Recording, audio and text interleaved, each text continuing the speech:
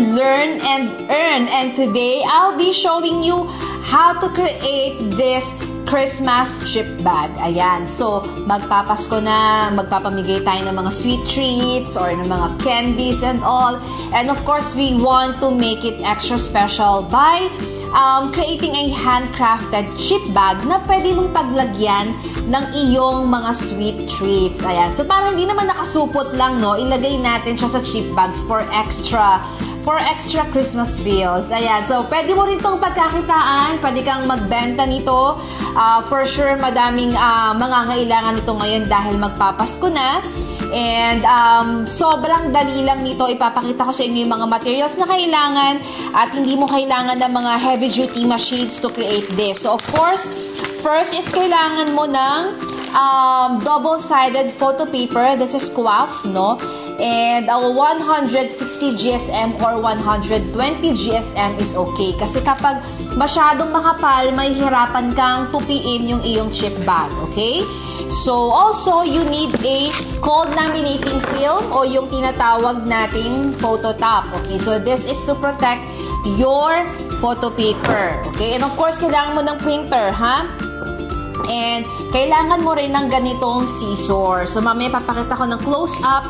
So, ito yung zigzag na scissors para meron siyang chip bag feels, no? Papakita ko mamaya kung paano yun ginagawa. And of course, kailangan mo ng this one is a Morvi Uchida na brand. Okay, so this is a paper crimper. Okay? And kailangan mo rin ng double adhesive tape and ng gunting, syempre. Pero I have here a automatic tape dispenser para mas mabilis tayong makagawa. Okay? So, ngayon, ipapakita ko na sa inyo yung exact process kung paano ka magka-create ng Christmas chip bag. And by the way, kahit anong occasion, pwede to. Pwedeng birthday chip bags or pwedeng Valentine chip bags. O yan. So, Halloween, although I don't believe in Halloween. So, kahit anong occasion, pwede mong gawa ng chip bag. Ayan. So, pwedeng happy graduation, happy Mother's Day. Ayan. So, bibigyan ko rin kayo ng editable template para makapag-create kayo ng sarili niyong chip bags. But of course, for this tutorial, I'll be giving you free templates. So, 5 free templates na pwede mo pag-practicean at pwede mo ring pagkakitaan. Ayan. So, let's proceed na sa ating printer at i-print na natin ang ating design na Christmas chip bag. Okay, so here's our design. So, in-edit ko to sa Canva. Ayan. So, ginawa ko siya sa Canva. We have 5 designs. And we will print all of this using our Canon G500 series. So, we'll print. This is 5 designs. And then, I'll make sure na paper type is photo paper. Quality, let's make it best. And we will print. So, again, we will be using this QAF double-sided photo paper in 160 GSM. So, lagyan natin yan. And we'll print.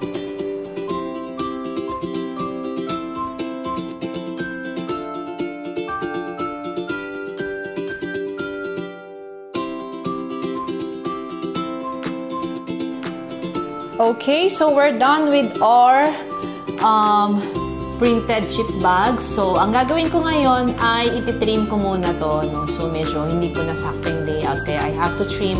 Pero, most of the time, kapag borderless naman, pwedeng wala ka nang i-cut. Okay, so ngayon ay ititrim na natin to using this paper trimmer.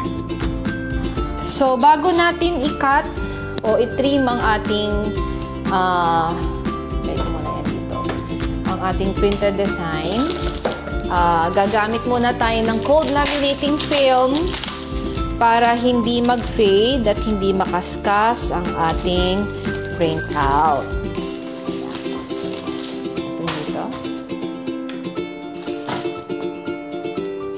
So, I'm using a glossy cold laminating film and itong big scraper para sa pag-apply ng ating laminating film. So, pwede kang gumamit ng laminating machine for this, pero pwede ring manual. So, ipipil mo lang yung film like this. So, ito yung kanyang backing. And then, wag mo munang ipil ng tuluyan. So, kuha ka lang ng konti. Like that. So, any clear plastic. And then, ididikit mo siya dito sa iyong design. And gagamit ka ng scraper para ilapat ang iyong film. Ayan. So, ganito yung itsura niya. So, from here, na walang film, ito na siya ngayon. Okay? And then, mamaya natin ititrim yung pages.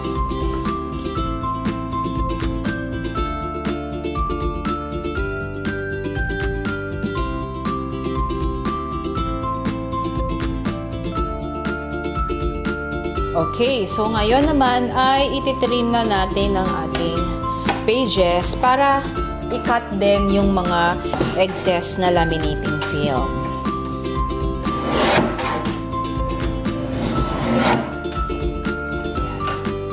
So, ganito yung itsura niya.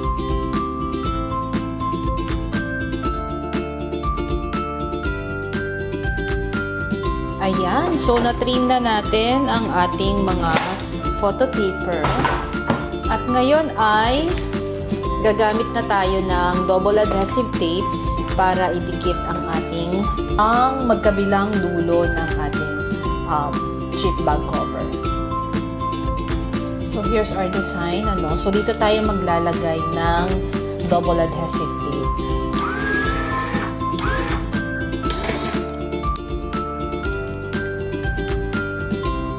I-peel natin yan. Tanggalin natin.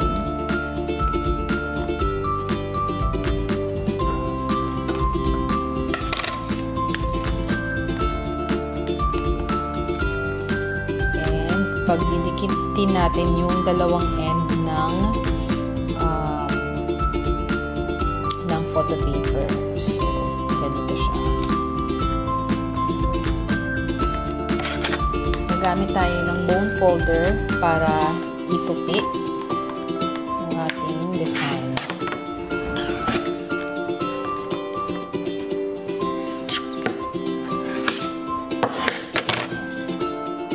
So, ganito yung itsura niya. Okay, so ngayon, na ganyan na siya, maglalagay din tayo dito ng double adhesive tape.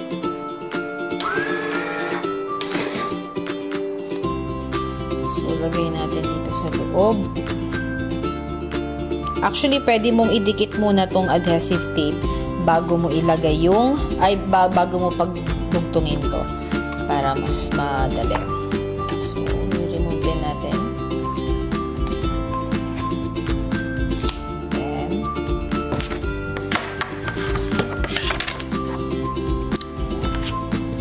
so, ito naman, usually pag may bibili sa'yo nito, okay, so, lalagyan mo lang to ng double adhesive tape, tapos yung buyer mo na, yung customer mo na, ang magtatanggal ng backing. So, ilalagay lang natin to, tapos mamaya natin isasara. Ayan. Okay. Ayan. Ngayon, gagamit tayo ng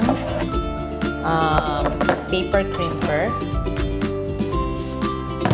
para i-crimp ang ating edges. So, ipapasok mo lang siya dito sa gitna at pipihitin mo siya ng ganun.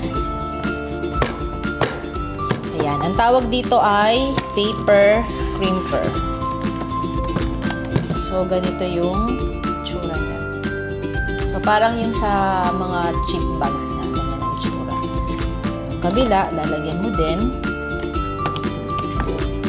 Lagay mo siya dito sa gitna. Crimp mo siya. Yan.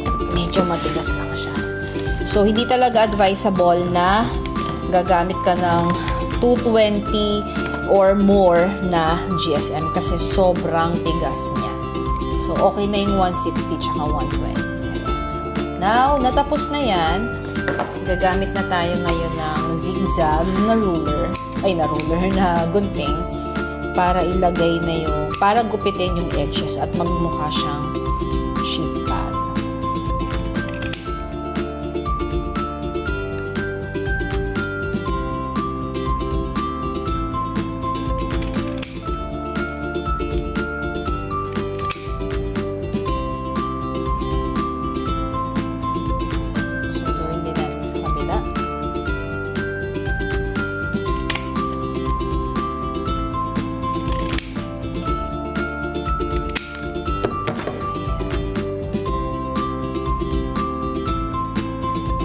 So, ngayon, lalagyan na natin siya ng laman.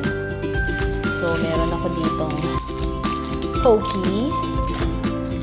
And, perfect yung mga candies. Pero, ang ilalagay ko ay mga biscuit. So, kunyari, yan lang muna kasi baka hindi magkasya. Baka magkasya naman. So, lagay natin tong cowhead. Ayan. So, ngayon, tatanggalin na natin yung yung double adhesive tape na nilagay natin.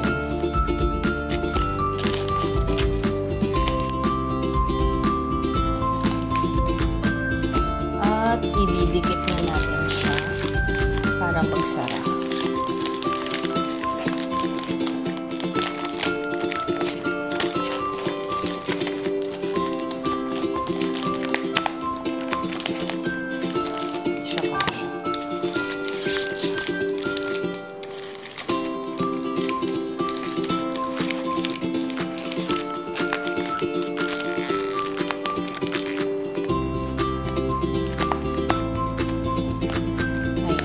So, ito na ang ating finish na chip bag. Ayan. So, gagawin natin yan doon sa iba pa nating mga printout. So, ita-timelapse ko na lang para mas mabilis.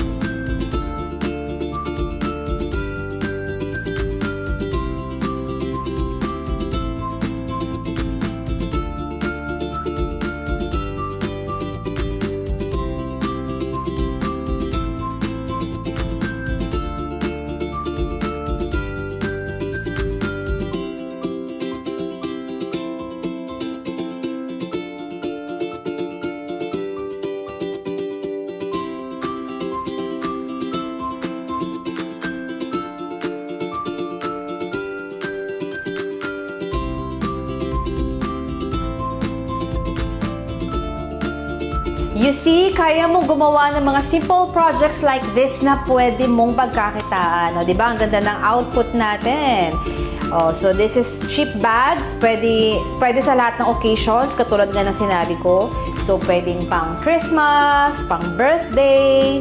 Ayan. So, look. Nice, diba? Ayan, that simple tools lang ang ginamit natin here. So, I'll be giving away yung templates na ginamit ko dito, na ginawa ko sa Canva.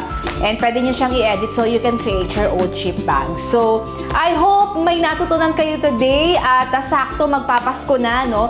So, sigurado kung gamit na gamit nyo to kahit pang personal lang, bigay nyo sa mga inaanak nyo, lagyan nyo ng pera, no? Lagyan nyo ng aguinaldo and all. So, pwede rin. And if you want to know more about monetizing your creativity, kung paanong kumita habang nasa bahay, so I'm inviting you inside our DIY Premium community. So, hindi lang mga crafting tutorials ang matututunan nyo doon, kundi mga business trainings and mga advanced na mga crafting tutorials na pwede mong i-maximize so that you can earn while you are taking care of your kids. So, sigurado ko na hindi lang mga ready-made templates ang makukuha nyo doon, kundi yung support na kailangan mo on this journey, because I believe hindi ganun kadali magsimula ng kumikitang kabuhayan habang nasa bahay, lalo kung may maliliit kang mga anak. So, kung kailangan mo ng support, ng inspiration, ng practical tips, no, lahat na kakailanganin mo sa journey na yan, sa mompreneur journey mo, ay kayang-kaya ko yang ibigay at kaya ding ibigay ng ating community. And I hope na makita ka tayo inside our exclusive community, and sa description box, ilalagay ko din doon lahat ng mga materials and tools na ginamit ko, and even yung mga link ng freebies ng ating templates. So, I'll see you again next week for our next crafting tutorial na pwede mo pagkakitaan habang nasa bahay. I'll see you mga Bibong Pinay! Bye!